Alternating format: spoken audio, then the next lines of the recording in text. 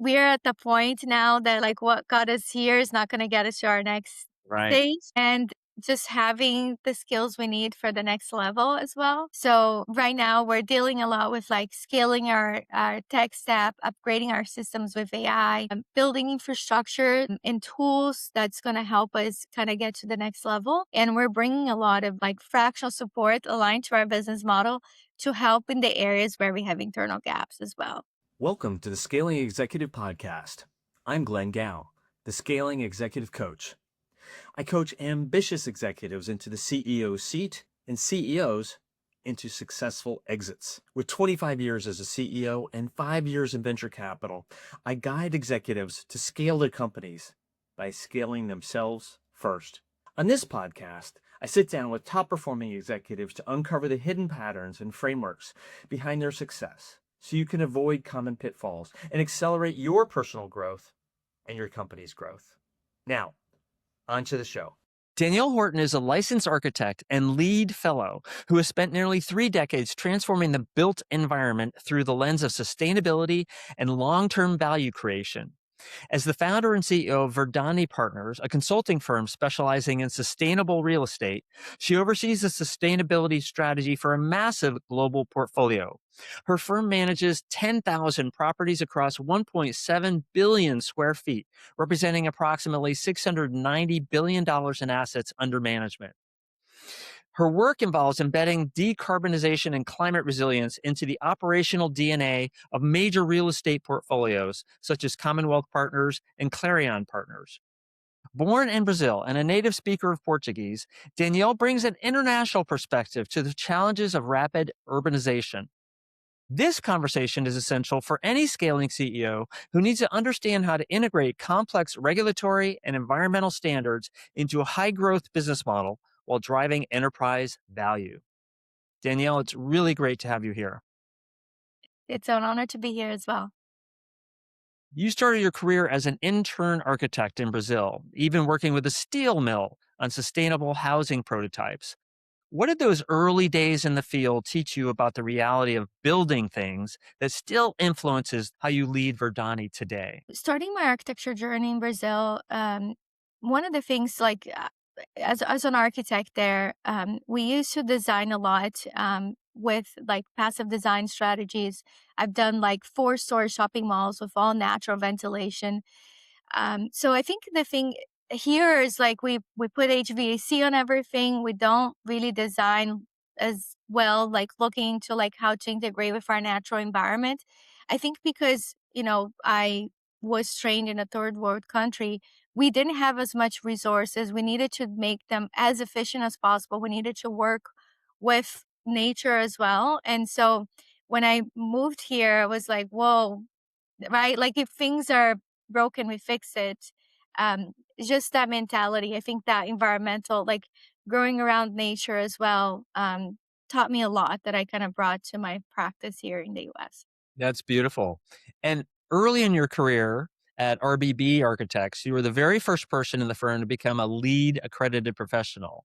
What was the internal conversation like when you decided to plant the flag in a territory that was still very new to the industry? Well, at the time, the firm was needing some expertise in house, so they even did a competition for like the first person that passed the exam. Uh-huh. I was the underdog, but I was the first person at the firm to become a lead AP, and was the first Brazilian also in my country to become a lead AP in Oh, wow. 2003. And I really fell in love with it. And that's actually what made me decide to pursue my master's in sustainable development and kind of pivot my career from architecture to sustainability. Because also I was spending so much time doing construction drawings or so much time in one single building. I wanted to make a bigger impact and scale. And so that was actually what helped me decide to pivot my career to sustainability. And talk about, you said that you created the desire to scale at that point. Tell us a little bit more about that because that's maybe the initial spark to start something and become a leader of your own organization. Yeah, I felt like I was spending too much time in a single building with architecture. I spent 7 years working as an architect before I pivot to sustainability. Yeah. And yeah, I applied to Harvard for a degree in sustainable development, and it was just really shocking everything that I learned.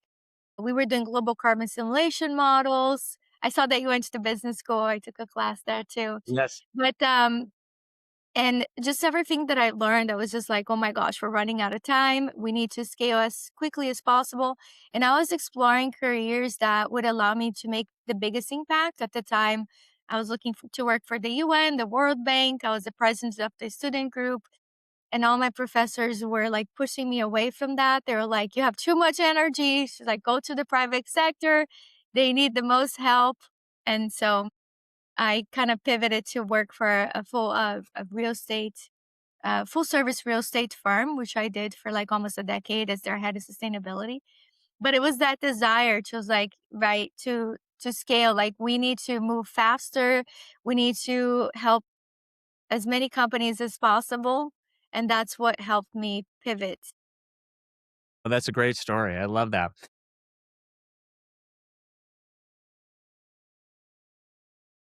Now, you often describe Verdani as an extension of the client's team rather than just a consulting firm. So, from a leadership perspective, what is the hardest part of scaling a service model that requires such deep integration with your customers? Yeah, so I spent almost 10 years working in house and I really understood like right like from trying to do everything yourself. And I helped retrofit a whole portfolio in the middle of the last um real estate crash, like recession. Yeah. And from trying to do everything in house with not having the right resources. Like I remember I was working 24/7. I see a lot of team members on my client sides all be very overwhelmed. And I really understood all the skills that you needed to really run a successful program.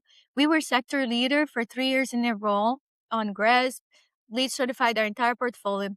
So that experience helped me like from going to then one building at a time, one portfolio at a time to help scale sustainability across a lot of different portfolios. And so with our clients, we basically build a fractional team. So we're fractional sustainability consultants. Let's just say they might need 5 skill sets, but they don't have the capital to hire 5 different people. So we basically bring fractional support like someone with background in engineering and data, corporate sustainability person, communications person.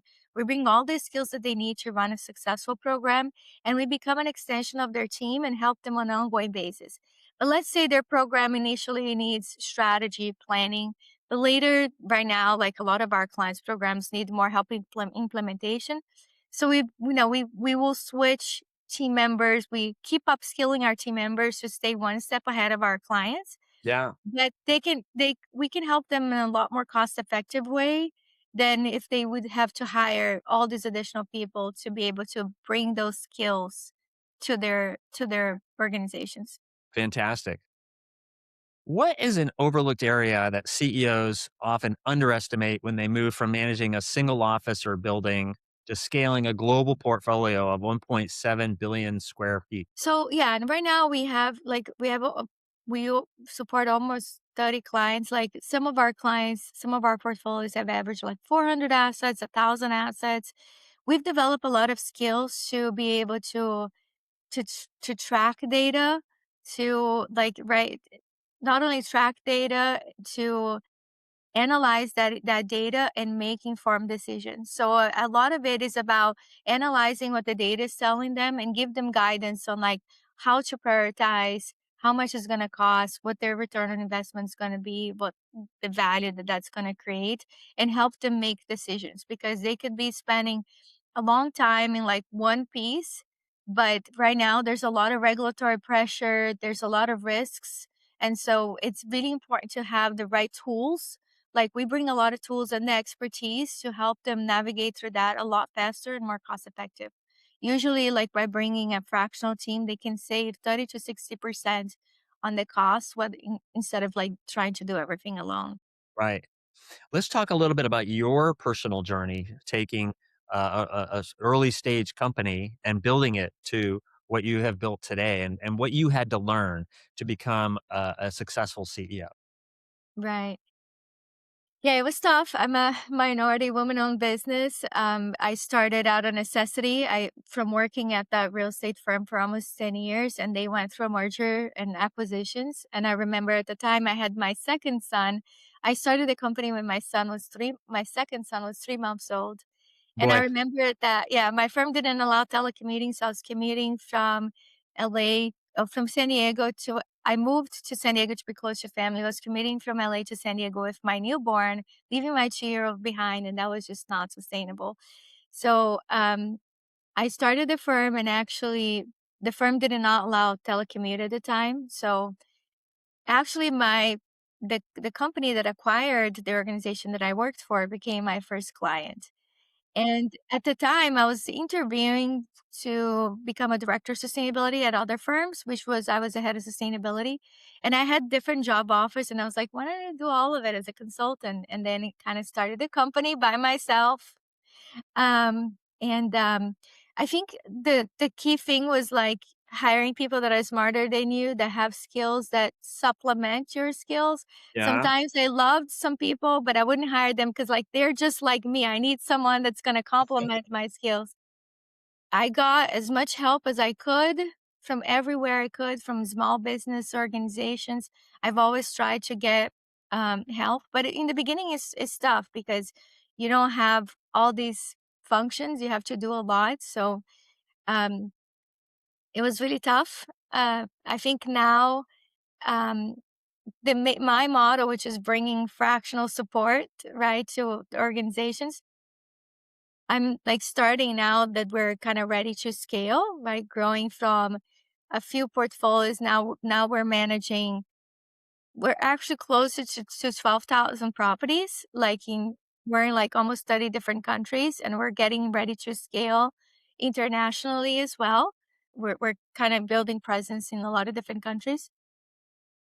So, kinda what got us we're at the point now that, like, what got us here is not gonna get us to our next Right. stage. And, just having, what the skills we need for the next level as well. So, right now, we're dealing a lot with, like, scaling our tech stack, upgrading our systems with AI, building infrastructure and tools that's gonna help us kinda get to the next level, and we're bringing a lot of, like, fractional support aligned to our business model to help in the areas where we have internal gaps as well. Love it, love it, and, that'll be a very exciting journey. So let's talk about our last topic here, and it's AI. You just mentioned it, and I wanna break it into 2 pieces. One, I'd love to hear your philosophy around AI and how do we use it inside the organization, and what are you doing to support that use? And then I'd also like you to talk about in your industry, how do you see AI impacting how you serve your customers? Yeah, I think, and for us as being a journey and for my team as well, like getting them to embrace it, because there's the environmental aspect of it. So I think right, there's that, I think with the team, there's that fear, and we're trying to kind of break that fear and saying, look, this is the future. This is how and for us, we sometimes are looking at 2,000 data points, KPIs with like a single building, using that to do better analytics.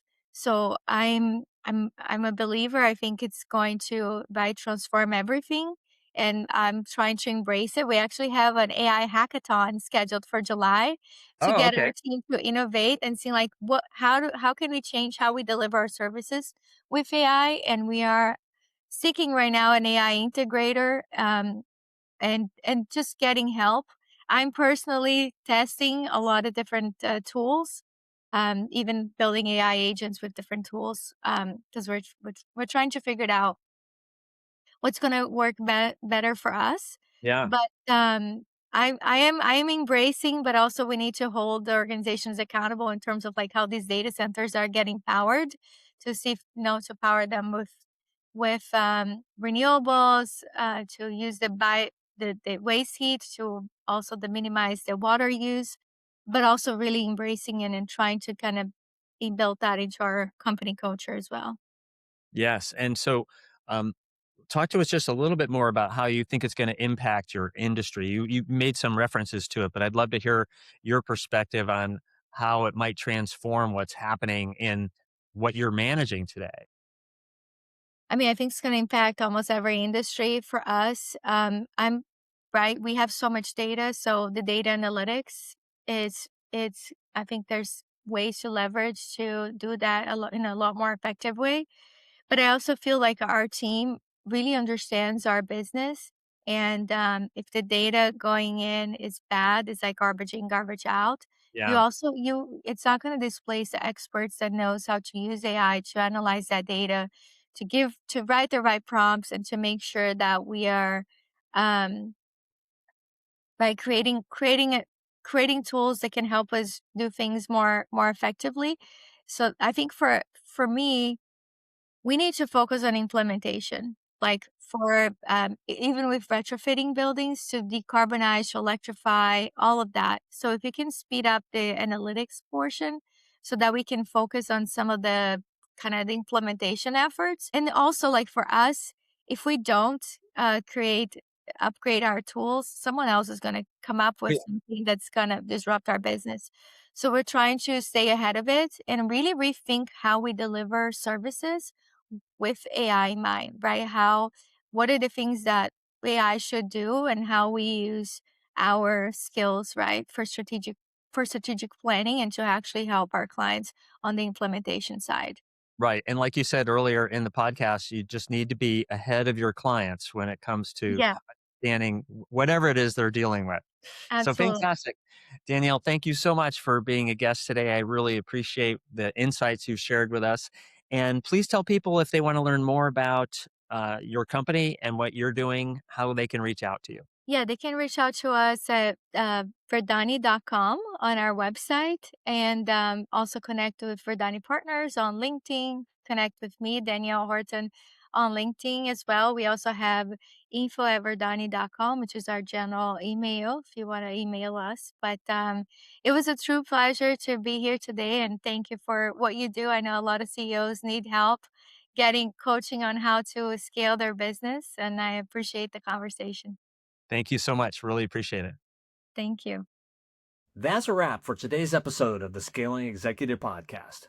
If you found this valuable, be sure to like, subscribe, and share with a fellow executive who could benefit.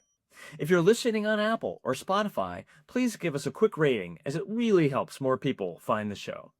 I'm Glenn Gow, the Scaling Executive Coach. See you next time for more proven strategies to grow yourself and your business.